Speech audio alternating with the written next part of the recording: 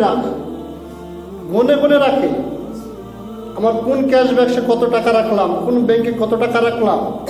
কি জন্য? সে মনে করে এটা আমার বন্ধু, এটা আমার সঙ্গী, সব ধরনের বিপদ থেকে রক্ষা করবে এই সম্পদ, এই টাকা। যার কারণে ধন সম্পদকে আমরা সবচাইতে বেশি মূল্যায়ন করি। ধন সম্পদের জন্য, ধন সম্পদ উপার্জনের জন্য সব ধরনের অন্যায়, অশ্লীল, অবৈধ পথ আমরা অবলম্বন করি ধন সম্পদ সঞ্চয় করে রাখার জন্য। পরবর্তীতে এটা যেন আমার কাজে লাগে, এটা যেন আমার উপকারে লাগে, এটার মাধ্যমে যেন আমি বিপদটাকে দূর করতে পারি, এই জন্য সেটাকে আমরা গুনে গুনে সুন্দরভাবে রেখে দিতেছি।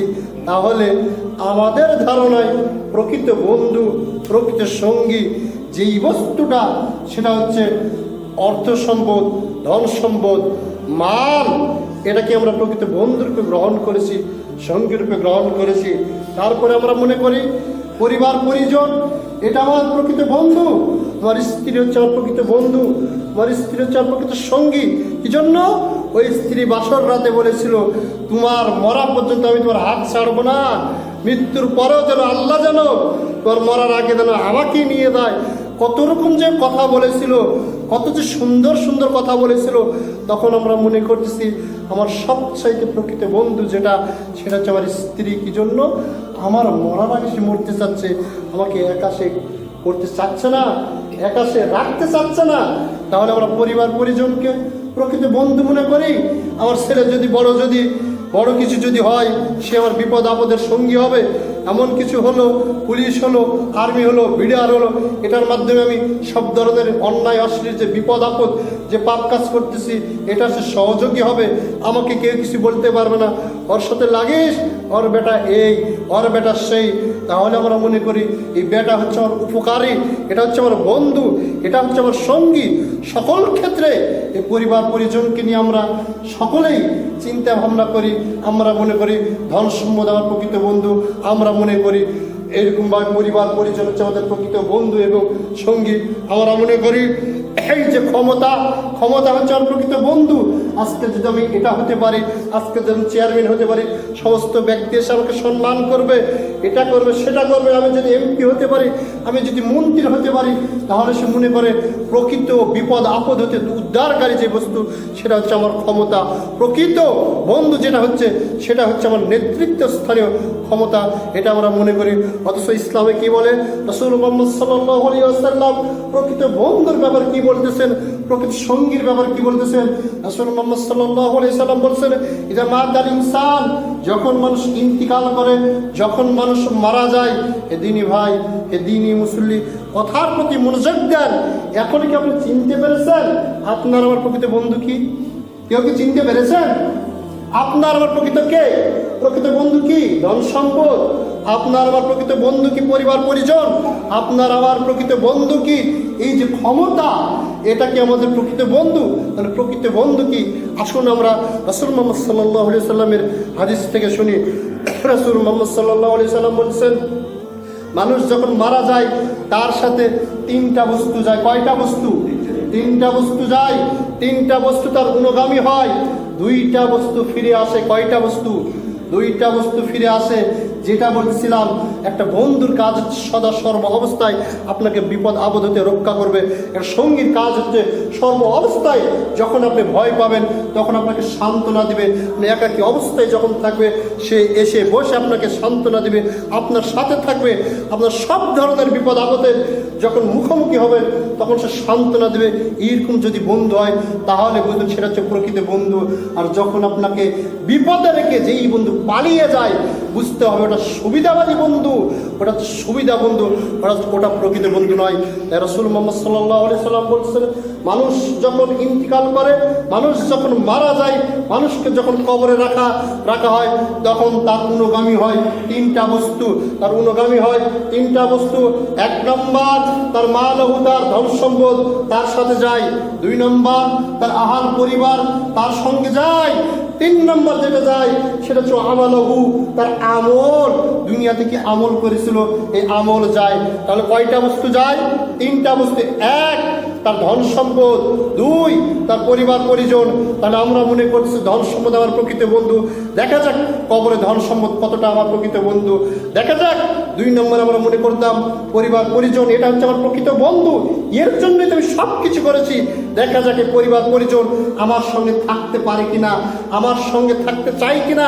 যেই স্ত্রী বলেছিল তুমি তোমার আগে যেন আল্লাহ আমাকে নিয়ে দেয়, সেই স্ত্রী রাজি হয় কিনা। যে নেতার পিছনে ছুটতে গিয়ে গতকাল মাগরিবের সালাত পরিত্যাগ করেছেন, নেতার পিছনে মিছিল করতে গিয়ে গতকাল মাগরিবের সালাত পরিত্যাগ করেছেন, সেই নেতা, এই নেতার যত লোক রয়েছে সমস্ত লোকের কি একটা এমন কোনো লোক আছে কিনা যে লোক আপনার কবরের সঙ্গে হবে কিনা, একটু চিন্তা ভাবনা করে দেখবেন এগুলো আমার প্রকৃত বন্ধু কিনা। রাসূল মুহাম্মদ সাল্লাল্লাহু আলাইহি সাল্লাম বলেছেন ইরজিউ সালাসাইন, 2টা বস্তু ফিরে আসে। 1 তার ধন সম্পদ সেখান থেকে ফিরে আসে, 2 তার পরিবার পরিজন সেখান থেকে ফিরে আসে। একটাই যেই বস্তু তার জন্য প্রকৃত বন্ধু হিসেবে থেকে যায় সেটা হচ্ছে তার আমল। গত সময় বলা হয়েছিল রাসূল মুহাম্মদ সাল্লাল্লাহু আলাইহি ওয়াসাল্লাম বলেছেন মানুষকে যখন কবরে রাখা হয় এমন মুহূর্তে যখন তার পরিবার চলে যাচ্ছে, যখন তাকে কবরে রেখে তার পরিবার চলে যাচ্ছে, তার জুতার আওয়াজ তার কানে শোনানো হয়। কোন ব্যক্তির কানে? যেই ব্যক্তি কবরে আছে ওই ব্যক্তির কানে। পরিবার চলে যাচ্ছে তাকে রেখে, অথচ ওই পরিবারের জন্য যতদিন সে বেঁচে ছিল সদা সর্বদা ওই পরিবারকে নিয়ে এসে চিন্তা করে। প্রত্যেকটা পরিবারের দায়িত্বশীল তার সন্তানকে নিয়ে চিন্তা করে, তার স্ত্রীকে নিয়ে চিন্তা করে। সন্তানকে নিয়ে চিন্তা করার কারণে, স্ত্রীকে নিয়ে চিন্তা করার কারণে কিভাবে অর্থ সম্পদ বাড়াবো, কিভাবে সন্তানের চাহিদা পূরণ করবো, কিভাবে স্ত্রীর চাহিদা পূরণ করবো, এইরকম করতে করতে 24 ঘন্টার ভিতর আল্লাহর ইবাদত বন্দেগী করার তার সময় হয়নি। যখন দেখতেছে কবরের অধিবাসী, যে সন্তান আমার সঙ্গে থাকতো, যে স্ত্রী আমার সঙ্গে থাকতো, যে আহার পরিবার পরিজন আমার সঙ্গে থাকতো, সদা সর্বাবস্থা আমাকে নিয়ে থাকতো, আজকে আমাকে ছেড়ে চলে যাচ্ছে, এই জন্যই তাকে আওয়াজ শোনানো হবে, তাকে তিরস্কার করার জন্য, তার আফসোস বাড়িয়ে দেওয়ার জন্য। দেখো হে বান্দা, হে বান্দা, আমি তোমার রব, তোমার কানে ওই পরিবারের জুতার আওয়াজ শোনাইতেছে, এই জন্য আমাকে ছেড়ে দিয়ে যে পরিবারের জন্য তুমি সারাটা জীবন ব্যয় করতে, আজকে তোমাকে ছেড়ে এই কবরে তারাই এমনভাবে মাটি চাপা দিয়েছে। এই কবরে তুমি তো সেই বাপ, যেই বাপের জন্য এত কিছু করতো, অথচ সেই বাপকে তোমাকে কবরে এমনভাবে মাটি চাপা দিয়েছে, উঠার কোনো পথ নেই। আমি এই শব্দ শোনাচ্ছি, দেখো যাকে তোমরা আপন মনে করতে, যাকে তোমরা প্রকৃত বন্ধু মনে করতে, যাকে তোমরা সফর সঙ্গী মনে করতে, আজকে তারা তোমাকে একা রেখে চলে যাচ্ছে। তাই বলতেছেন রাসূল মুহাম্মদ সাল্লাল্লাহু আলাইহি ওয়াসাল্লাম বলেছেন তার কানে আওয়াজ শোনানো হয়। এরপর কি করা হয়? অনেক দীর্ঘ হাদিস গত সময় বলা হয়েছিল। রাসূল মুহাম্মদ সাল্লাল্লাহু আলাইহি ওয়াসাল্লাম বলেছেন লোকটি যদি মুমিন হয়, লোকটি যদি জান্নাতি ব্যক্তি হয়, রাসূল মুহাম্মদ সাল্লাল্লাহু আলাইহি ওয়াসাল্লাম বলেছেন উনি তো সফর সঙ্গীতে একা রয়েছেন, কবর হচ্ছে অন্ধকারের জায়গা, তিনি একাই বসে রয়েছেন। এখন বলেন একাই থাকলে ভয় লাগবে না? যে কোনো জায়গায় একাই থাকলে ভয় লাগবে না? তার তো সঙ্গীর প্রয়োজন।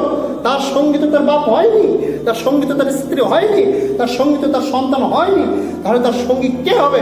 রাসূল মুহাম্মদ সাল্লাল্লাহু আলাইহি ওয়াসাল্লাম বলছেন একজন ব্যক্তি আসবেন, সুন্দর পোশাক পরিহিত অবস্থায় আসবেন, অর্থাৎ জান্নাতি পোশাক পরিহিত অবস্থায় আসবেন, তার নিকট তিনি একাই বসে আছেন, এমন মুহূর্তে তিনি আসবেন, তার গা থেকে সুঘ্রাণ বের হবে, এত সুন্দর দেখতে হবে। আসার পরে তিনি বলবেন তুমি আল্লাহর পক্ষ হতে জান্নাতের সুসংবাদ গ্রহণ করুন, তুমি আল্লাহর পক্ষ হতে জান্নাতের সুসংবাদ গ্রহণ করুন। আসার সাথে সাথে ওই লোকটি খুশি হয়ে যাবে, এত সুন্দর আমার সঙ্গী আমার সাথে থাকবে, এত সুন্দর আমার সঙ্গী আমার সাথে থাকবে। তখন ওই ব্যক্তি বলবে তুমি কে, তুমি কে? এত সুন্দর চেহারা, দেখেই মনে হচ্ছে অনেক ভালো মনের মানুষ, ভালো একজন ব্যক্তি, কে তুমি?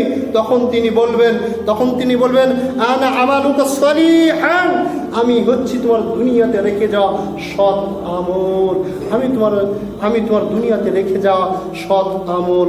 অর্থাৎ চিরস্থায়ী সফরের জন্য প্রকৃত বন্ধু যেই বস্তুটা হবে সেটা হচ্ছে কি তার সৎ আমল। কবর থেকে সঙ্গী শুরু হয়ে গেছে।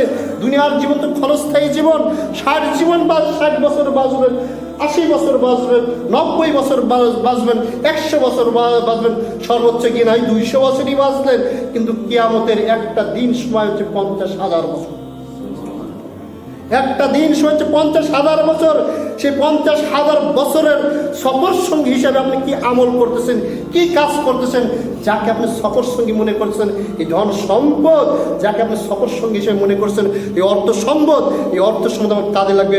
আল্লাহ রাব্বুল আলামিন বলছেন কাল কিয়ামতের দিন ওই ব্যক্তি জাহান্নামে যাবে আর আফসোস করবে, মা আগনা আন্নি মালিয়া, হায় আমার ধন সম্পদ কি অবস্থা, আমার কোনোই কাজে আসলো না। এই যে এত বিশাল বিশাল ধন সম্পদ আমি রেখে এসেছিলাম, মনে করেছিলাম এটা দুনিয়াতে যে এরকম বিপদেতে রক্ষা করা হয়, কাল কিয়ামতের দিনও হয়তো বা এই ধন সম্পদ আমাকে বিপদেতে রক্ষা করবে। আমি তো দেখতেছি মা আগনা আন্নি মালিয়া, এই ধন সম্পদ আমার কোনোই কাজে আসলো না। হালাকা আন্নি সুলতানিয়া, আমার যে সুলতানি রাজত্ব, সুলতানি ক্ষমতা, আমার চেয়ারম্যানের পাওয়ার, আমার এমপির পাওয়ার, আমার মন্ত্রীর পাওয়ার, এমন কোনো পাওয়ার এই কাল কিয়ামতের দিন আমার কোনোই কাজে আসলো না। হালাকা আন্নি সুলতানা, আল্লাহ রাব্বুল আলামিন বলবেন, এই ধন সম্পদের জন্য আমাকে ভুলে গিয়েছিলেন, এই ক্ষমতার জন্য আমাকে ভুলে গিয়েছিলেন, খুজুহু ফাগুল্লু সুম্মাল জাইমাস সাউ, ওকে ধরো, পায়ে বেরিয়ে পড়াও, জাহান্নামের মধ্যে তাদেরকে নিক্ষেপ করো।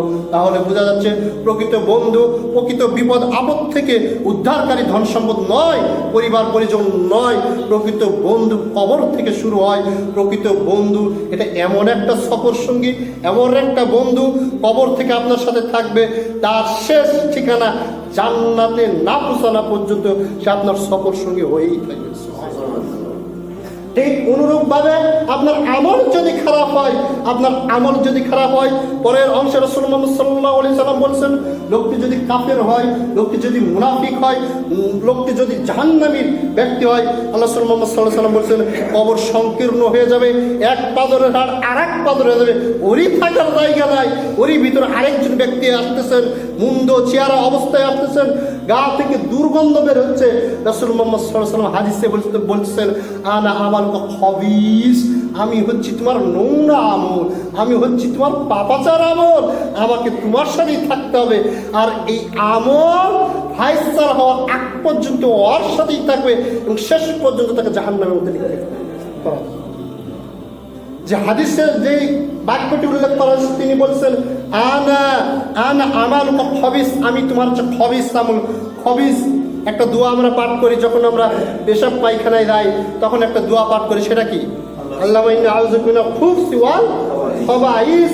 পায়খানার যে দুর্গন্ধ, পায়খানার নোংরা যে দুর্গন্ধ, সবচাইতে দুর্গন্ধময়, সবচাইতে যে কাজে দুর্গন্ধ হয়, যেই বস্তুর দুর্গন্ধ হয়, এইরকম দুর্গন্ধময় কালো কুৎসিত চেহারা বিমর্ষ ব্যক্তি কবরে এসে বলবেন, আনা আমালুকা খাবিস, আমি হচ্ছি তোমার নোংরা, আমি হচ্ছি তোমার সফর সঙ্গী। এরকম অবস্থা হবে, একটু চিন্তা ভালো করে দেখুন।